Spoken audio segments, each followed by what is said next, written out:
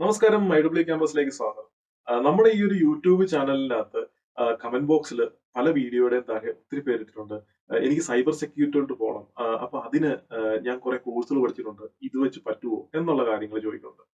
ശരിക്കും പറഞ്ഞാൽ ഇതിനുള്ളൊരു ഒരു ആൻസർ അല്ലെങ്കിൽ ഇതിന്റെ അകത്ത് ശരിക്കും എങ്ങനെയാണ് നമ്മൾ സൈബർ സെക്യൂരിറ്റിയിൽ പോകേണ്ടത്? ഇപ്പൊ നെറ്റ്വർക്ക് സൈഡിൽ നിന്ന് നെറ്റ്വർക്ക് എക്സ്പീരിയൻസ് ഉള്ളതാണല്ലോ, അല്ലെങ്കിൽ ഈ പറഞ്ഞ പോലെ സിസ്റ്റം സൈഡിലുള്ള എക്സ്പീരിയൻസ് ഉള്ള ആൾക്കാരാണേലോ, അല്ലെങ്കിൽ ജസ്റ്റ് ഒരു IT എഞ്ചിനീയർ ആയിട്ട് വർക്ക് ചെയ്യുന്ന ആൾക്കാരാണല്ലോ, എങ്ങനെയാണ് ഒരു സൈബർ സെക്യൂരിറ്റി ഫീൽഡിൽ ചൂസ് ചെയ്യേണ്ടതെന്നുള്ളതാണ്. കാരണം സൈബർ സെക്യൂരിറ്റി ചെറിയൊരു ഏരിയ അല്ല, ഇത് വലിയൊരു ഏരിയ ആണ്. ഇതിനകത്ത് പല രീതിയിലുള്ള ജോബ് റോളുകളാണ്. ആരും എല്ലാ ജോബും ഒറ്റയ്ക്ക് ചെയ്യുന്ന ഒരു വൺ മാൻ ഷോ ഒന്നും ഇല്ല ഇതിന്റെ അകത്ത്.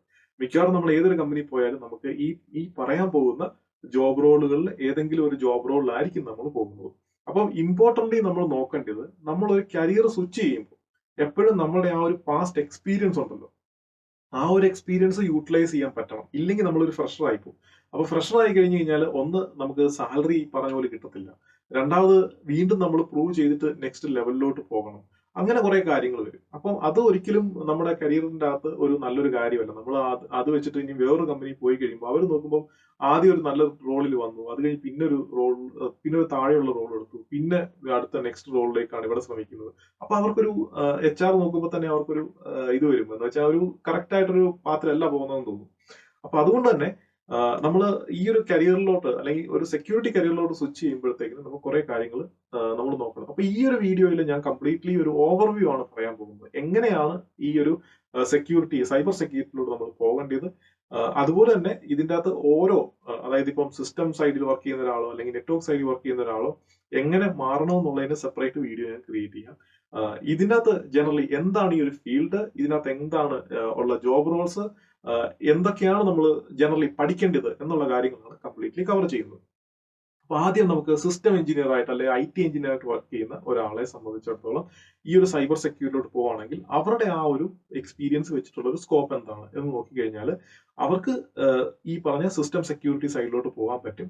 അവിടെ ജനറലി നമ്മൾ നോക്കുന്നത് എൻ പോയിന്റ് സെക്യൂരിറ്റി ആണ്. അതുപോലെ തന്നെ നമ്മൾ സെൻട്രലൈസ്ഡ് ആയിട്ട് ഒരു മാനേജ്മെന്റിൽ വെച്ചിട്ട് ഈ end point security completely manage ചെയ്യുന്നു. ഇതിന്റെ ഡിപ്ലോയ്മെന്റുമാണ് കൂടുതലും ഫോക്കസ് ചെയ്യുന്നത്. അത് ഇൻക്ലൂഡിങ് ആന്റിവൈറസ് ആണെങ്കിലും അല്ലെങ്കിൽ ഇന്റർനെറ്റ് സെക്യൂരിറ്റി ആണെങ്കിലും ഇനിയും അടുത്ത മാൽവെയറിന്റെ ബേസ് ചെയ്തിട്ടുള്ള സെക്യൂരിറ്റി പ്രോഗ്രാംസ് ആണെങ്കിലും അതുപോലെ ബിറ്റ് ലോക്കർ പോലത്തെ എൻക്രിപ്ഷൻ കാര്യങ്ങളും ഇങ്ങനെയുള്ള കാര്യങ്ങളൊക്കെയാണ് ഇവരുടെ ഒരു സ്കോപ്പിലോട്ട് വരുന്നത്.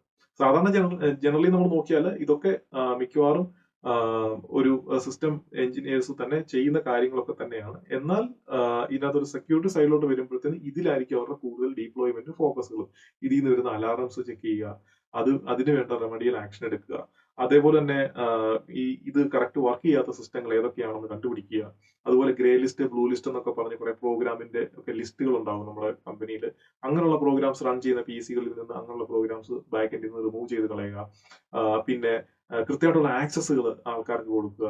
ഇതൊക്കെയാണ് ജനറലി ഒരു സിസ്റ്റം സൈഡിൽ ഒരു സിസ്റ്റം സെക്യൂരിറ്റി എഞ്ചിനീയറിന്റെ ജോബ് റോളിൽ വരുന്നത്. Mainly end point security base ചെയ്തിട്ടുള്ള കാര്യങ്ങളായിരിക്കും അവർ ചെയ്യുന്നത്. ഇനി നമ്മൾ നെറ്റ്വർക്ക് സൈഡിലോട്ട് വരുമ്പോഴത്തേക്കിനും അവരുടെ ഇപ്പം ഒരു നെറ്റ്വർക്ക് റൗട്ടിംഗ് സ്വിച്ചിങ് എഞ്ചിനീയർ ആണെങ്കിലും അല്ലെങ്കിൽ വോയിസിലുള്ള ഒരാളാണെങ്കിലും ഇനി വയർലെസ്സിൽ വർക്ക് ചെയ്ത ആളാണെങ്കിലും ഇതിന്റെ ഈ ഒരു സെക്യൂരിറ്റി സൈഡിലോട്ട് വരുമ്പോഴത്തേനും കംപ്ലീറ്റ്ലി മാറും. അതിൻ്റെ അകത്ത് അവർ മെയിൻലി ഫോക്കസ് ചെയ്യേണ്ട കാര്യങ്ങൾ എന്ന് വെച്ചാൽ ഒന്ന് ഫയർവാൾസ് ആണ്. അത് കഴിഞ്ഞതിന് ശേഷം IDS IPS, അതായത് ഇൻട്രൂഷൻ പ്രിവെൻഷൻ സിസ്റ്റം അല്ലെങ്കിൽ ഇൻട്രൂഷൻ ഡിറ്റക്ഷൻ സിസ്റ്റം എന്ന് പറഞ്ഞ വരും. വെബ് സെക്യൂരിറ്റി ഉണ്ട്, ഇമെയിൽ സെക്യൂരിറ്റി ഉണ്ട്, അതുപോലെ തന്നെ പ്രോക്സി സെറ്റപ്പ് ചെയ്യുന്ന പരിപാടിയുണ്ട്, ഡേറ്റ പ്രൊട്ടക്ഷൻ ഉണ്ട്, ഡേറ്റ ലീക്ക് പ്രിവെൻഷൻ ഉണ്ട്. ഇങ്ങനെയുള്ള കുറെ കാര്യങ്ങൾ അവര് മാനേജ് ചെയ്യേണ്ടി വരും. അപ്പം ഇതിനകത്ത് ഈ ഡേറ്റ ലീക്കും ഡേറ്റ പ്രൊട്ടക്ഷനും സിസ്റ്റം സൈഡിലും വരാറുണ്ട്. സിസ്റ്റം മാനേജ് ചെയ്യുന്ന ആൾക്കാർ തന്നെ ആയിരിക്കും ചില സമയങ്ങളിൽ ഈ ഡേറ്റ പ്രൊട്ടക്ഷന്റെയും ഡേറ്റ ലീക്കിന്റെയും അതുപോലെ തന്നെ നമ്മളുടെ അപ്ഡേറ്റുകളും കാര്യങ്ങളൊക്കെ മാനേജ് ചെയ്യുന്നതെല്ലാം അവരുടെ സൈഡിൽ ഇമെയിൽ സെക്യൂരിറ്റിയും ചിലപ്പം സിസ്റ്റം സൈഡിൽ മാനേജ് ചെയ്യുന്ന ആൾക്കാരായിരിക്കും ചില കമ്പനികളിൽ മാനേജ് ചെയ്യാറുള്ളത്. ചിലടത്ത് ഇത് നെറ്റ്വർക്ക് ടീമാണ് മാനേജ് ചെയ്യുന്നത്. അപ്പൊ ഇതിനുവേണ്ടി കുറെ പ്രൊഡക്റ്റുകളും കാര്യങ്ങളും എല്ലാം ഉണ്ട്. അതുപോലെ തന്നെ സീറോ ട്രസ്റ്റ് ആർക്കിടെക്ചർ എന്ന് പറഞ്ഞ് അതിൽ ലീസ്റ്റ് പ്രിവിലേജ് ആക്സസ് എന്ന് പറഞ്ഞ് കുറച്ച് കോൺസെപ്റ്റുകളുണ്ട്. അതും മിക്കവാറും ഒരു പ്രാക്ടീസിൽ വന്നിട്ടുണ്ട്. അപ്പം അങ്ങനെ കുറെ കാര്യങ്ങളാണ് ഒരു നെറ്റ്വർക്ക് സെക്യൂരിറ്റി അല്ലെങ്കിൽ നെറ്റ്വർക്ക് സൈബർ സെക്യൂരിറ്റി എന്നൊക്കെ പറയുന്ന ആ ഒരു ടീമിലോട്ട് വരുന്നത്. ഇനി അടുത്തതെന്ന് വെച്ചാൽ ഒരു സോക്ക് ടീം എന്ന് പറഞ്ഞൊരു ടീമാണ്. സെക്യൂരിറ്റി ഓപ്പറേഷൻ സെന്റർ എന്ന് പറഞ്ഞാണ് അതിന്റെ ഫുൾ ഫോം. അപ്പൊ ഈ ഒരു സോക്ക് ടീമിന്റെ അത് നോക്കിയാൽ മൂന്ന് തരത്തിലുള്ള ആൾക്കാരെയാണ് നമ്മൾ കാണുന്നത്. വെച്ചാൽ മൂന്ന് തരത്തിലുള്ള ജോബ് റോളുകളാണ് നമ്മൾ കാണുന്നത്. അതിൽ ഒന്ന് സോക്ക് അനലിസ്റ്റ് ഉണ്ട്, പിന്നെ ബ്ലൂ ടീം ഉണ്ട്, റെഡ് ടീം ഉണ്ട്. അങ്ങനെ മൂന്ന് തരത്തിലുള്ള ജോബ് റോൾസ് ആണ് നമ്മൾ ജനറലി കാണാറുള്ളത്. അപ്പം അനലിസ്റ്റ് എന്താ ചെയ്യുന്നത് വെച്ച് കഴിഞ്ഞാൽ സിം ടൂൾ എന്ന് പറഞ്ഞ ടൂൾ ഉണ്ടോ, SIEM എന്നാണ് അതിന് പറയുന്നത്. ഇത് ജനറലി ഈ ഒരു ടൂളിന്റെ പ്രത്യേകത എന്താ വെച്ച് കഴിഞ്ഞാൽ നമ്മൾ മുമ്പേ പറഞ്ഞു സിസ്റ്റം സൈഡിൽ ആൾക്കാർ എൻഡ് പോയിന്റ് സെക്യൂരിറ്റിയിലും അതുപോലെ നെറ്റ്വർക്കിലുള്ള പല സെക്യൂരിറ്റി ഡിവൈസുകളൊക്കെ വർക്ക് ചെയ്യുന്നുണ്ട്. ഇതിനകത്തു നിന്നൊക്കെയുള്ള ലോഗ്സ് എല്ലാം കൂടെ ഈ ഒരു സിം ടൂളിലായിരിക്കും വരുന്നത്. അപ്പൊ ഈ ലോഗുകളൊക്കെ അനലൈസ് ചെയ്യുക, ഇതിന്റെ അകത്ത് ത്രെട്ട് ഉണ്ടോ, അല്ലെങ്കിൽ ഇത് വെച്ചിട്ട് ഏതെങ്കിലും ഇൻട്രൂഷൻ നടക്കുന്നുണ്ടോ, അല്ലെങ്കിൽ ഇത് വെച്ചിട്ട് ഏതെങ്കിലും ഒരു ഹാക്കിംഗ് ആക്ടിവിറ്റിയോ അല്ലെങ്കിൽ ഒരു മലീഷ്യസ് ആക്ടിവിറ്റി നടക്കുന്നുണ്ടോ എന്നുള്ള കാര്യങ്ങൾ ചെക്ക് ചെയ്യുക എന്നുള്ളതാണ് ഈ ഒരു സിം ടൂളിന്റെ പ്രത്യേകത. ഈ ഒരു ടൂളിനകത്ത് നമുക്ക് പല രീതിയിലുള്ള ത്രെട്ട് ഫീഡുകൾ കിട്ടും. തേർഡ് പാർട്ടി ഫീഡുകളൊക്കെ നമുക്ക് ആഡ് ചെയ്യാം. ഈ ത്രെട്ട് ഫീഡ് അല്ലെ ത്രെട്ട് ഇന്റലിജൻസ് എന്ന് പറഞ്ഞു കഴിഞ്ഞാൽ പല കമ്പനികളും ലോകത്തിൽ വർക്ക് ചെയ്യുന്നുണ്ട് ഈ ത്രെട്ട് ഇന്റലിജൻസ് മെക്കാനിസത്തിൽ. ഇതിനകത്ത് മൈക്രോസോഫ്റ്റ് ഒക്കെ ഭയങ്കര കോൺട്രിബ്യൂട്ടർ ആണ് ഇതിനകത്ത്.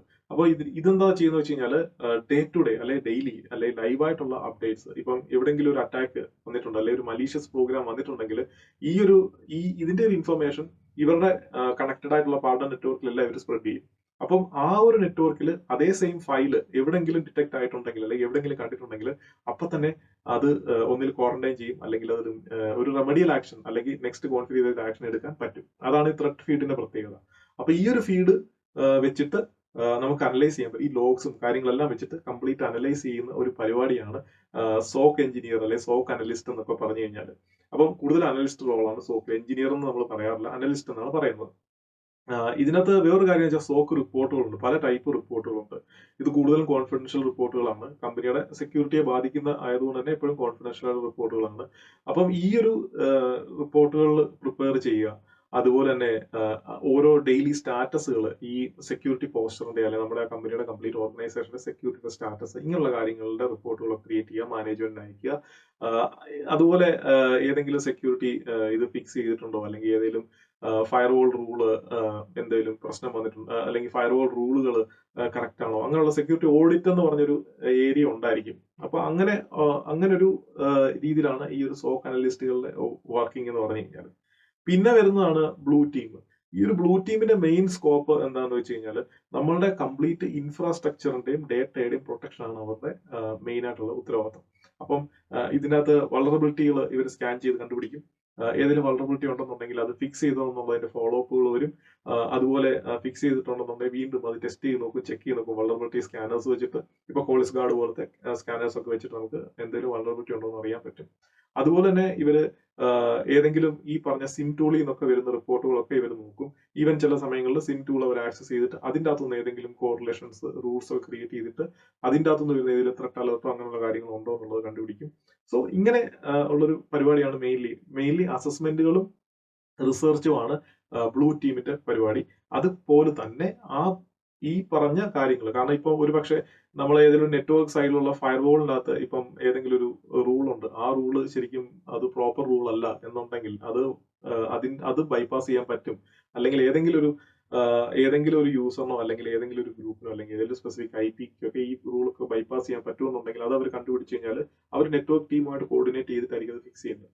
അതേപോലെ തന്നെ ആൾക്കാർ ഏതെങ്കിലും പുതിയ സോഫ്റ്റ്വെയർസ്, അത് ഏതെങ്കിലും പ്രോക്സിയോ VPNോ അങ്ങനെയുള്ള സോഫ്റ്റ്വെയർസ് ഒക്കെ യൂസ് ചെയ്യുന്നതായിട്ട് അവർ ഐഡന്റിഫൈ ചെയ്ത് കഴിഞ്ഞാൽ അവർ സിസ്റ്റം എഞ്ചിനീയേഴ്സുമായിട്ടായിരിക്കും കോൺടാക്ട് ചെയ്യുന്നത്. എന്നിട്ട് അവരുമായിട്ടായിരിക്കും അത് ഫിക്സ് ചെയ്യാൻ പറയുന്നത്. സോ അങ്ങനെ മൾട്ടിപ്പിൾ ടീമുമായിട്ട് കോർഡിനേറ്റ് ചെയ്ത് വർക്ക് ചെയ്യുന്നതാണ് ഈ ഒരു ബ്ലൂ ടീം. പക്ഷെ അവരുടെ മെയിൻ ഫോക്കസ് എന്ന് പറഞ്ഞാൽ ഒരു നെറ്റ്വർക്ക് അല്ലെങ്കിൽ അവരുടെ ഒരു കമ്പനിയുടെ ഇൻഫ്രാസ്ട്രക്ചർ കംപ്ലീറ്റ്ലി സെക്യൂർ ആക്കി വെക്കുക എന്നുള്ളതാണ്. അതുപോലെ അവർ കണ്ടിന്യൂസ് റിസർച്ചും അത് ചെയ്തുകൊണ്ടിരിക്കും.